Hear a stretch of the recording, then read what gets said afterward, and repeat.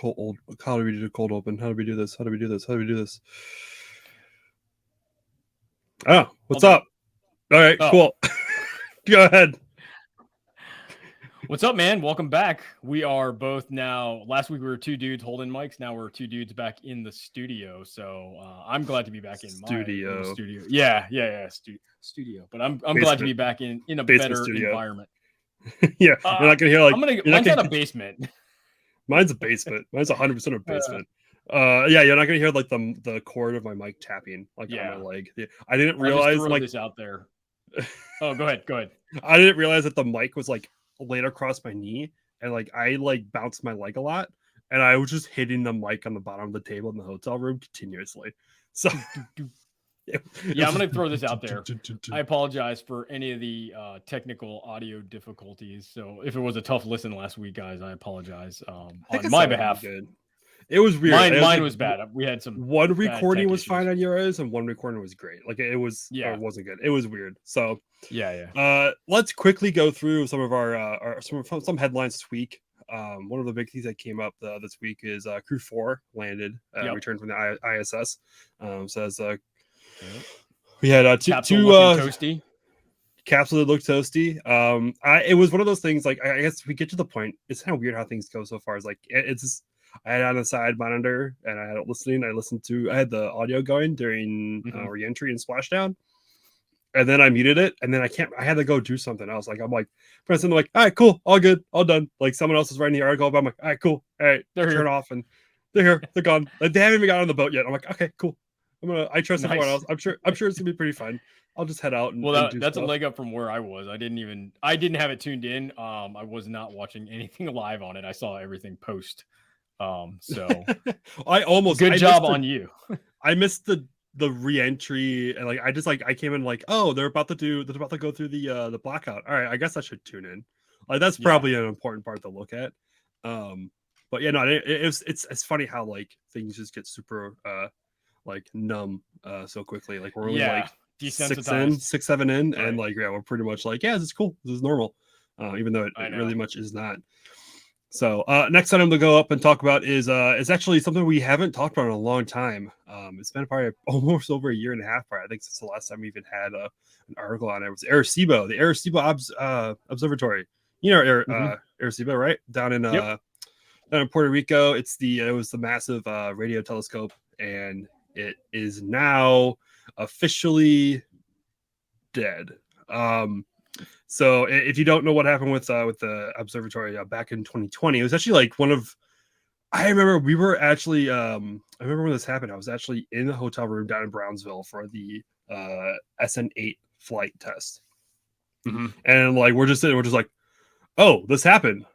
Like it was kind of like they just had Hurricane Maria came by like not that long ago, and there was like they had some damage to it, and eventually the main instrument cluster that's like hanging in the middle collapsed and destroyed most of it. And there's some studies going on, a lot of activism from locals to kind of get it rebuilt. But the National Science Month, I mean, this is like it's like kind of from like Contact and like a bunch of like it's a lot of GoldenEye.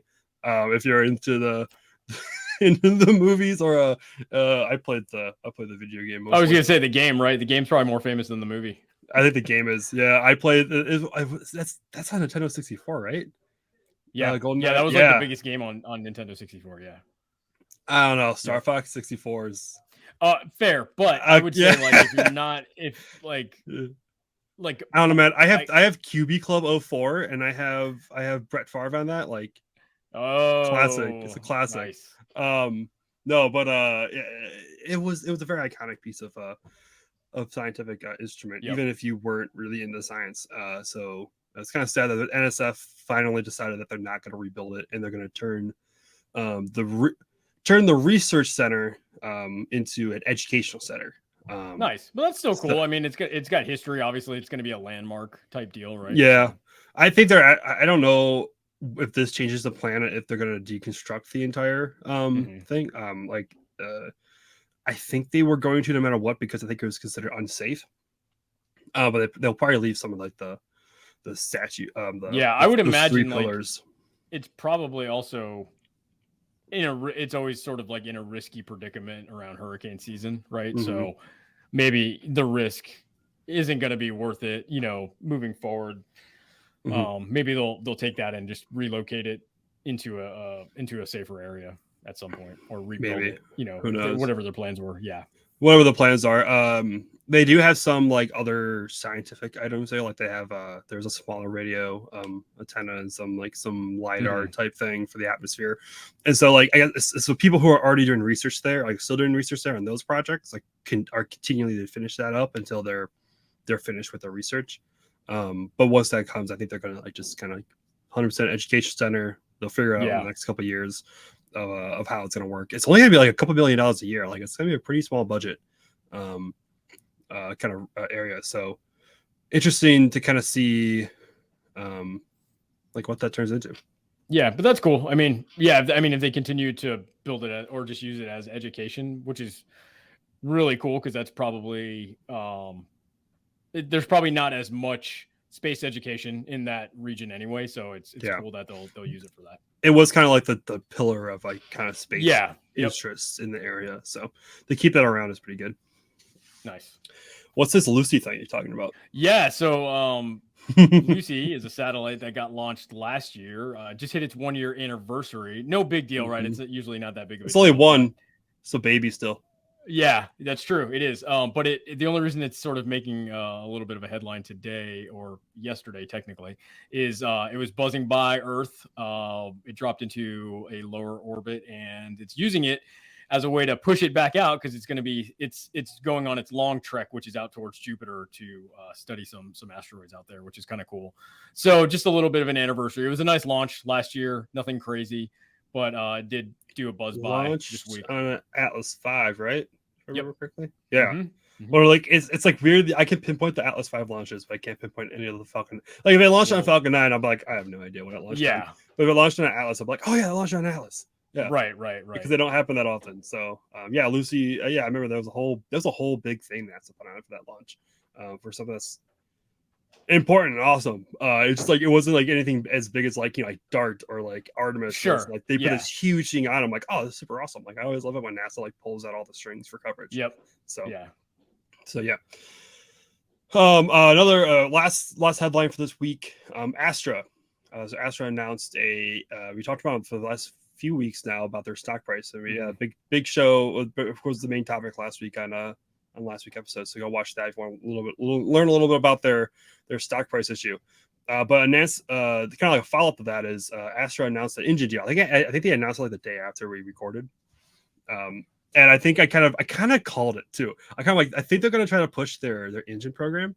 They have this thing called the Astra spacecraft engine. It's an electric propulsion engine that goes on other satellites. And that's they bought out a company to do that.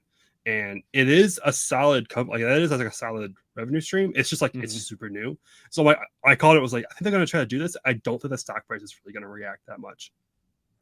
And that's what they did. So they announced a new engine deal. Of course, this is probably months in advance. So they're probably not like they pulled this out of something in a month.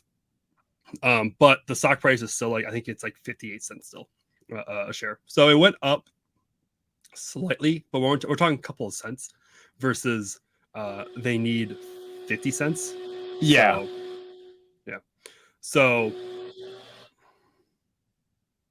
that vacuum? It is. I apologize for that. Sorry, guys. We got there's some AC issues happening here in the background. So trying to mute the mic, but obviously it didn't. I'm like, what is? It's like my mic freaking out. Your mic freaking out. That's hilarious. Okay, cool. But so the stock price kind of like messed. I kind of like was all weird and all that stuff. So the stock price was like it only went up a couple cents. We're looking at we need like 50-cent movement. It's going to be used by Astro Scales. They kind of do is for ELSA M. ELSA stands as ELSA. End of life. It says for end of life services by Astroscale. So like pretty generic naming scheme right there. But hey, it works. They turn into a cool acronym just like an end of life or end of Astra. Is that what you're saying? End of life by Astroscale. Yeah. For Astra. End of life for Astra. Hopefully not. Hopefully oh man, bad joke. That's too terrible. Too soon. pretty much, so it's another small company. How about another small company? I don't know how much of a market swing this is going to give them. Maybe if they sell, if they announce like maybe like 6 more companies are going to use it, like maybe this will work. But I doubt it.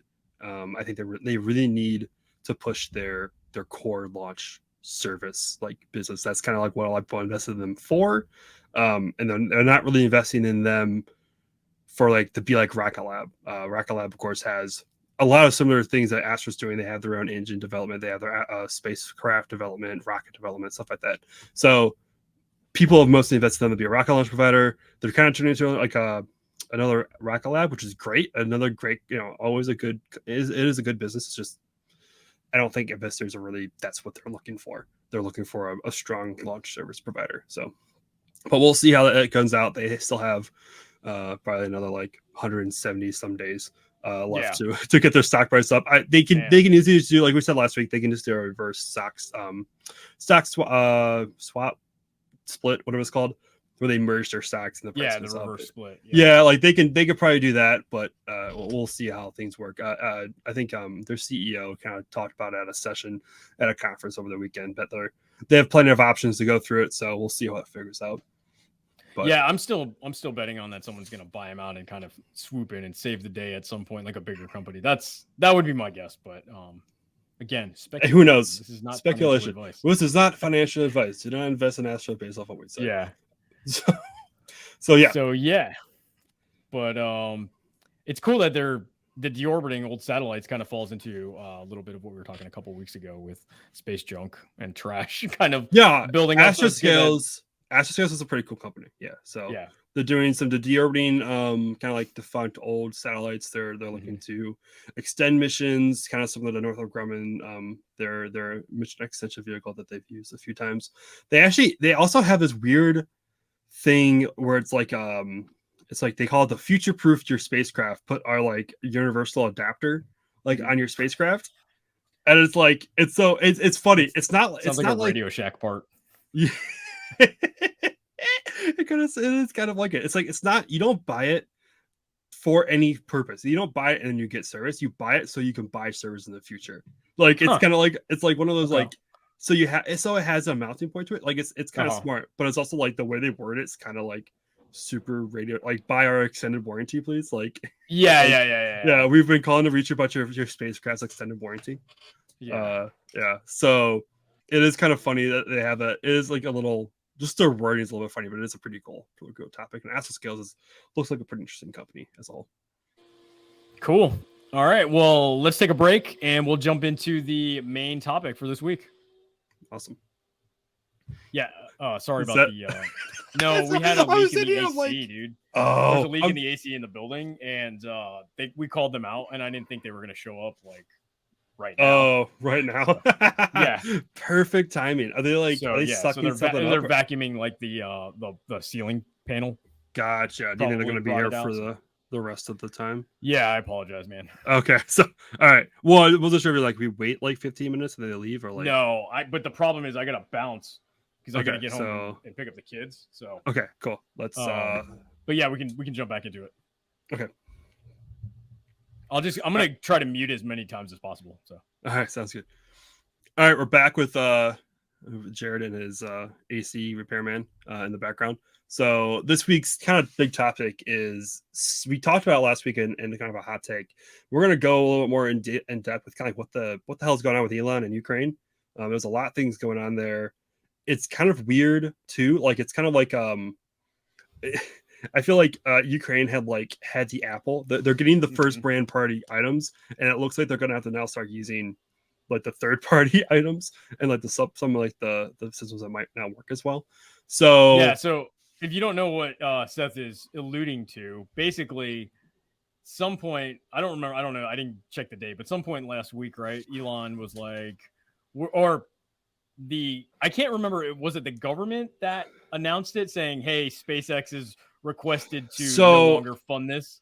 There were like a few things. So like SpaceX was reaching out to the DoD, Ukraine is reaching out to SpaceX, and then like SpaceX, other than like Elon was tweeting, and then like the DoD made some comments. Like it was like it was a lot of different things going on. So like kind of like I guess pretty much what it is like SpaceX doesn't want to foot the bill anymore for Ukraine Starlink.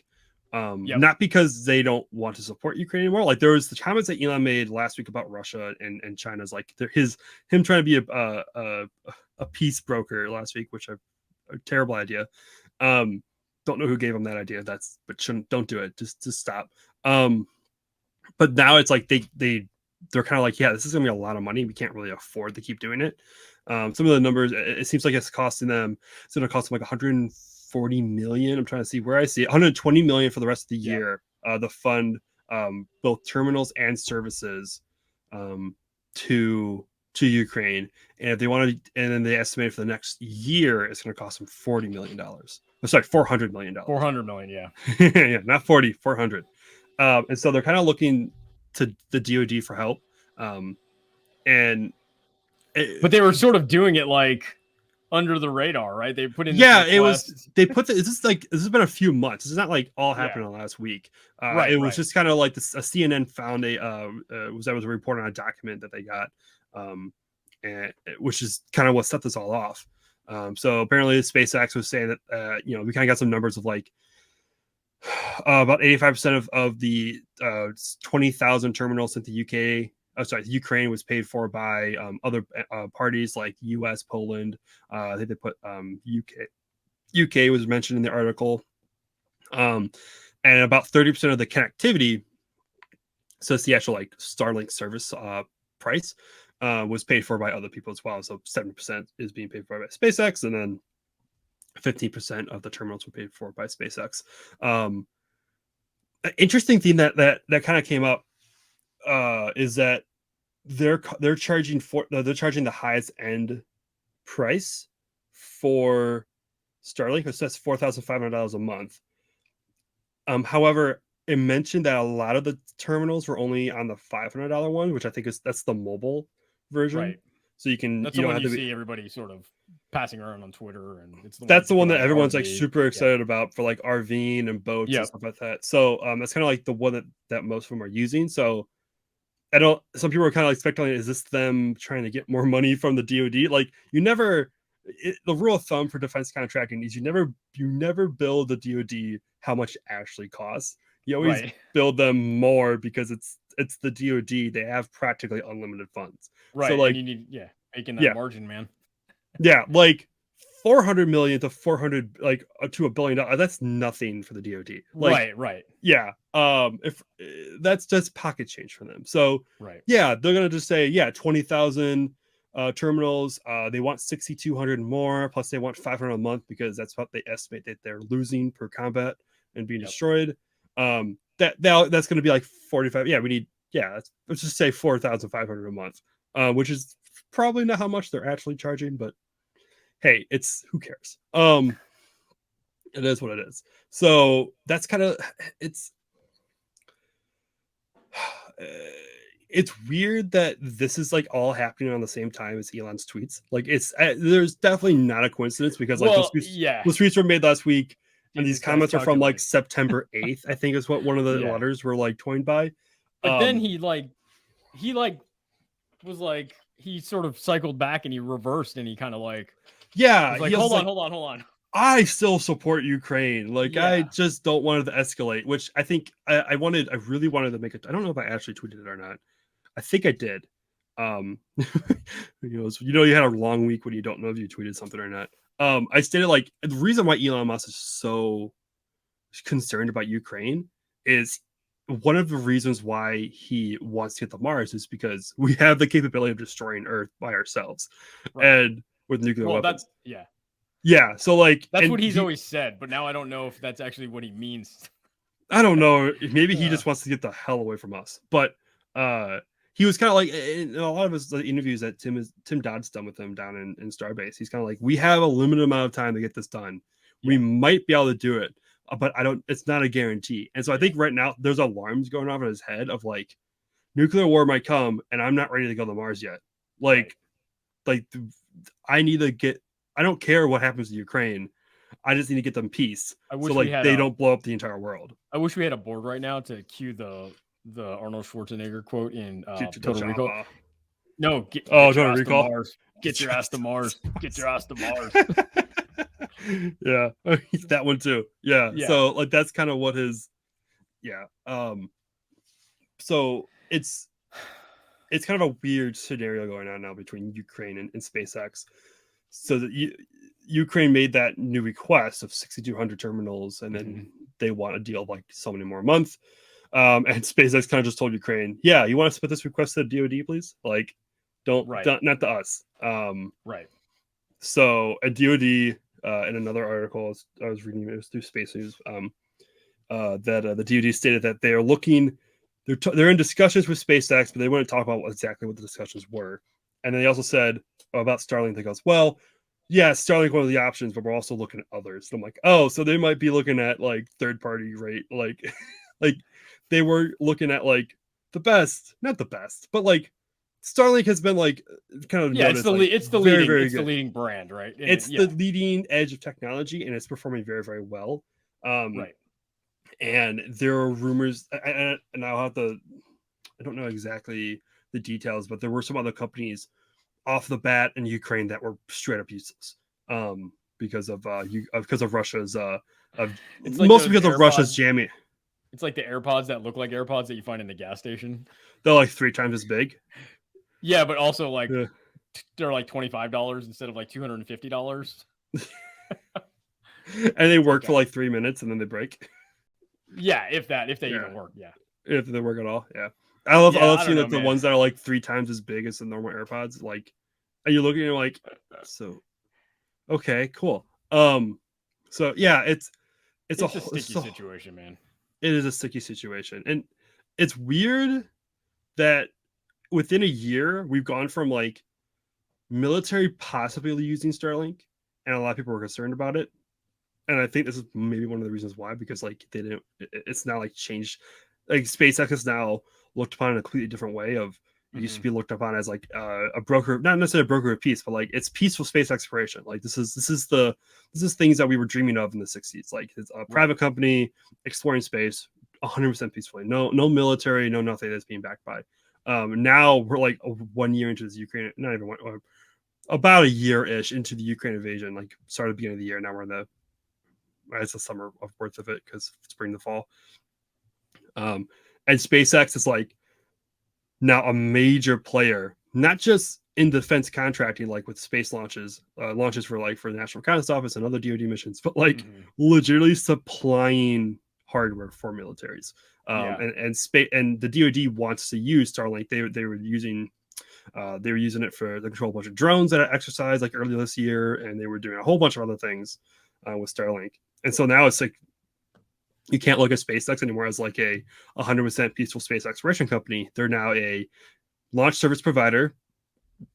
I want to throw in think tank, kind of like with Mars exploration. They're kind of a think tank, but they're also a think tank that could do things. Okay,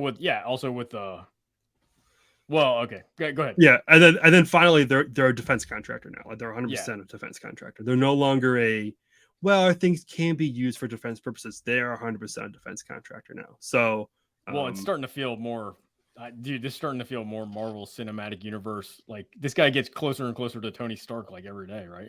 One day we're gonna wake up one day and we're not gonna be surprised, and he's gonna be in a suit, and he's gonna be like, "Yeah, Ukraine Russia wars ended, and I took care of it in one night." It's already done. I'm not doing it. I've already done it last night, and I'm back. Here's my press conference. I am Iron Man. So yeah, it's pretty close to that. It's kind of creepy, actually. It's kind of crazy because that's always been the running joke, right? Elon is like Tony Stark. He's like a playboy billionaire. He's like the smartest dude alive. All the money. He hangs with the diplomats and the only thing is the celebrities and the models, and I'm sure he could do a launch of like at the orbital launch of Starship. You know the scene in the first Iron Man when they launched the Jericho rock, he turns around, hands out, and the shockwave hits him. And he's like, I'm throwing in a case of whiskey with every first 100 orders or whatever, right? I'm throwing in a Tesla or the Tesla tequila, right? Every Falcon 9 you launch, I'll give you a bottle of tequila. At the orbital launch, he just does that same thing, turns around, shockwave of the launch, like flaps behind him. I could see that totally happening. So someone at SpaceX, please do that just for fun. We can't ignore that this is all lining up at the same time as this Twitter. And he's trying to buy on, Twitter. Right? Yeah, which is just so okay. I don't know if he's actually trying to buy Twitter. He's right. He's in a scenario where he might have to end up buying Twitter. Like this might be like, oh, I guess I'm buying Twitter. Okay, cool. Like it's not really, yeah. So I wonder if now we're getting the tech side of things, but like I wonder if he will just like say like I don't want to buy anymore. Here's my investment. I'll buy a bunch of more shares. Put me as like president of the board. Like I wonder if like I feel like that's like a middle ground for him, but he give me controlling votes. Give me controlling votes. But yeah. But yeah, so that's so much is going on in Elon's world, and it's kind. I don't know it's how so that hard. guy like sleeps. It's crazy. I don't know how he. I don't think he sleeps. I think he's a robot. I don't know. He just sits in a hyperbaric chamber every weekend. It's like him and Tom Brady just hanging out in a hyperbaric chamber. It's like they just every night they fly somewhere like remote and they just like like 2 hours in a chamber and then they all come out like all right cool back on the being the goats like. Dude, or it's that scene in Silicon Valley where remember Gavin Belson's like he's got his blood boy. I was just gonna say he's probably got a blood boy at his place down in Brownsville. Like that comes in and like switches blood. So, all right. On that note, I think it's time for another break, and then we'll get to the hot takes of the week. Sounds good. I like the breaks. It's cool. I like the breaks. I can take water breaks. Yeah, you're gonna have to edit more. This is not that bad. I'd rather know there's a break coming than not know there's a break coming. But can I do this? Hold on. Nope. When you first brought it up, it was fun. Hey, there we go. Yeah, there it is. It is. I like it. Color coordinated and everything. All right, let's roll. All right. Now, hot takes. Let's do it.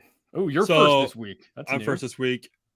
Yeah, I'm first this week, and I have a prediction this time. There's a hot take. I have a prediction. Is this like money lines on this or? Yeah, I think it's like I got 3-2, win ratio. I don't know. I don't. Back. That's what we need. We need a FanDuel sponsorship for our podcast for space. Hot takes. Just this segment sponsored by Hot Takes. Yeah. Not sponsored. Please sponsor us.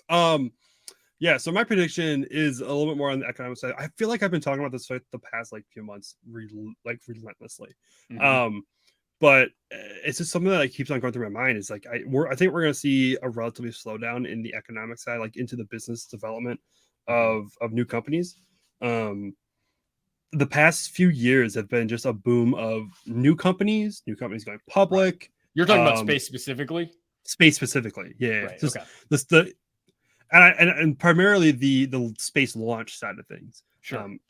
So many people. SpaceX has made launching rockets so sexy for the investment world, right? And they've also made it look easy. They've also made it look extremely easy. Even though I think any engineer they hire is gonna be like, yeah, no, it's not gonna be easy. Like they hire their first VP of engineering, they go, this is not easy. I don't know what you're talking about. But they've made it extremely investors want to get into this area, and there's a lot of investment that went into a lot of these different companies. Some like Astra are struggling right now. There's other companies like Avium, I think is how you pronounce it. They made an announcement a year ago. I haven't heard anything since. It really has been they haven't even gone to conferences and spoke. Spin launch, CEO, which we talked about last week. Spin launch is kind of like cool. This is like try something new. It's just try something. Let's just throw money at the problem and see if there's a new option. I think what we'll see is a change away from the launch side of things and more into the space system, like the outside of rocket launches. And I think we've, maybe we'll see it come from already established launch providers. Like we've already seen it with SpaceX and Rocket Lab and partially Astra to invest in other options, other revenue streams other than just rocket launches. Because eventually, I think everyone sees you can launch, you can have the capability of launching every day. You're never going to actually launch every day. And if you are, you're going to run into issues down the road like, oh, shoot, we no longer can launch every day because we don't have the ability to fit more satellites into orbit or money. I think we'll see more like space situational awareness. So that's figuring out what's already in orbit, mission extension type vehicles to kind of either add more life into payloads, or like we've seen with astroscales, end of life type solutions. So I think that's where we'll probably see the market go, because we have so many different companies, and they're all touting a lot of high volume launches every year, and that's only sustainable for so long. Sure. It's similar to. I was gonna say, at some point, like, at the bar has to go higher, right? Just launching a rocket isn't really gonna do anything at some point, right? It's gonna be like, okay, great, now what? Yeah, and I think that has mostly to do with like everyone's focused right now on low Earth orbit. Sure. That'll change once lunar orbit becomes kind of the main market for commercial space. Eventually, Martian orbit will probably become and we're talking decades, maybe centuries down the line, where Mars becomes a primary like market for low Earth orbit. Right now, that's mostly for government agencies and SpaceX. Yeah, so it's kind of when that becomes around the thing, like it'll jump back and forth between, oh, now we need more launch providers. Oh, now we don't need any more launch providers. Now we need more system integrators. We need more satellite builders. We need more engine builders. And then we'll go back to like, a whole different thing, a whole wave of different things. I think how the market will go. It's still it's not a new market because it's going on since like the 50s, but also like it is kind of a new market where it's kind of like the bar's been kind of not necessarily lower. I guess the gate's been opened for like more people to get into it. Yeah, it's like a little bit wider, right? It's still it's no longer it's no longer government agencies controlling everything with a few defense contractors. It's venture capitalists being able to hop in here and take control. And I think that's where we're going to start seeing similar things like tech, where one day this is hot for a few years, and then like it changes to this thing's hot for a few years, and maybe we'll go back to a new way. Yeah. So good stuff, man. Yeah, I agree. I think it's definitely going to hit a plateau. It's just eventually the way ebbs and flows, right? Yep. What's your thing? All right, cool. So mine's not as doomsday. No, I'm just kidding. No, mine is actually, so I was scouring the internet like I always do, looking for just anything that kind of like makes me think. And I came across this quote that William Shatner, I guess he just released a book. And in his book, and I guess every other interview that he's had, his trip on the Blue Origin New Shepard was apparently pretty underwhelming, because that was I saw this pop up. It was kind of funny. He says it felt like a funeral, and he said it was just like dark, lonely, and cold when they got sort of into almost orbit-ish, right? Yeah. So that got me thinking, because we've obviously you and I are probably on one side of the spectrum of like, I would jump on a rocket ship tomorrow, right, and go. And it's just been like a childhood dream for as long as I can remember. But then there's the other end of the spectrum, right, where people are like terrified. They don't want to fly in planes, or maybe they're just scared, or maybe they just don't even care. So does visiting space actually suck? That's my hot take, and that's sort of like my question. We have this, I think, again, you and I are on one side of the spectrum where it's this very like romantic sci-fi things that we grew up watching. Like I remember my dad telling me about rocket launches, and my grandparents and other older family members telling me how awesome it was, right? But for other people, maybe they didn't have that same, obviously didn't have that same childhood upbringing, so maybe we're just a little too romantic on it. So that's my question: does visiting space actually suck, and we're just like making it out to be this super cool thing that's just not actually that cool? And that I don't know, what do you call that editorial that he wrote for, was it Vanity? Yes, I think so. Yeah. It was Variety. It's one of those. I read it through, and it was like, man, this was one written to make headlines. Like you said, like it felt like a funeral. Like super dramatic, right? Very like I was underwhelming. Like it was very much like, I'm like, wow, these are like 6 different headlines in this one paragraph I can pull out for an article about this. But overall, I felt like he overstated those statements, were like overdoing it for like kind of like what he was feeling. He actually went on to talk about the overview effect, which is something that is very popular, it happens a lot with astronauts who go up to space and come back down. They have a change of how they see the world. And that's kind of what he talked about. Like he viewed the world and And it wasn't that like I think the launch was actually like underwhelming to him. Like he talked about like the G's and how he was like it was very intense for him, and he didn't know he was gonna be able to make it. He thought he was gonna pass out, and then he didn't.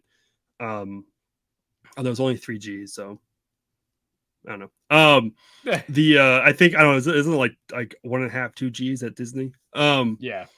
At the basic mission space, yeah. Mission space, yeah. He kind of talked. He actually talked a lot about like it's not necessarily the rocket launch was underwhelming. It's that, like I think he understood that the world is this beautiful thing and we're destroying it and humanity sucks. Right. Yeah. Like he's kind of like I think that he came back. Bigger point, right? He came back depressed about humanity, right. Which he's kind of like that's fair. Yeah, that checks out. Yeah, that checks out. That we do suck. I agree with that. Yeah. So, I mean, as people, we suck. But to me, it got my mind thinking like, have we just over romanticized this thing? It's one of those things because I mean, just by law of attraction as a human being, right? You're always attracted to the thing you can't have, right? No matter what, I would say 99% of human beings are like that, right? I'm attracted to bourbon because I can't afford the really expensive bourbon. So yeah, there you go. Yeah, as I look over, I have like you always want the thing more that you can't have, even though it may not be better, right? That's why people always, they buy more expensive things because of the status quo, and it's like that thing that you shouldn't achieve, but you achieve anyway. It's a whole psychology thing, right? But I was thinking maybe we've over romanticized this thing, right? And there's only, whatever, a couple 100,000 or a couple thousand people in the world that have actually gone up to actually experience this thing. And we're seeing it through their perspective, right? And then the rest of it is all just sort of like speculation and like, oh my God, this would be amazing. And obviously it's backed by science and things like that. But at the same time, when you get up there, it's pretty dark and empty. Yeah, you're looking at a picture of the globe. They're pretty small, right? Yeah, you're looking at some what you can look at from satellite images, I would imagine, but with your own eyes, so it's probably a little high resolution, and all you're looking at black. So yeah, and I'd be interested. Like, I wonder if there ever be a poll one day, maybe in a decade or so, when we have a lot of these private individuals launching on Blue Origin and Virgin Galactic, where they go like, is it worth it? Like, is it like, should you actually go to space? And if you, dude, I can already see it. It's totally gonna be like a Twitter poll, right? Like 60%. It's gonna be a metaverse poll at that point. But but yeah, and people are gonna be like, we're gonna sit there in our VR glasses and whatever the version of millennials are in that time frame, they're just gonna be like, oh, space, what a drag. Like space sucks. God. Whatever emo version of it, right? That's gonna happen, like there's no air, it can't be a drag. Yeah. Touche. No, but it's gonna be like, I'd rather be like, what a drogue shoot. Yeah. God, I hate it's such a main parachute that comes out and slows me down. Yeah. All right, I'm done. If any of you listeners or watchers out there have an opinion on this, please let us know, because I would love to hear everybody else's kind of take on this, if they think space actually sucks or it's what we make it out to be. Yeah, that's interesting. So cool. That's all I got, man. That's all I got. Thank you everyone for listening this week to the Space Explored podcast. I'm of course always Seth, and with me is Jared. You can find us at all the major podcasting sites. You can also find us at spaceexplored.com. If you want to support us, feel free to leave us a review. All we're asking for is at least 3 stars, something that doesn't suck. We're not asking for much, like space. And or you can please, if you're really feeling generous, give it those 5 stars. It'd be really awesome. Give a like or a comment over on YouTube, and a share. Please share with all you people that you know. You can follow me in my endeavors as a human being at Twitter, SETH at Seth Kirk, SETHKURK, and you can follow Jared at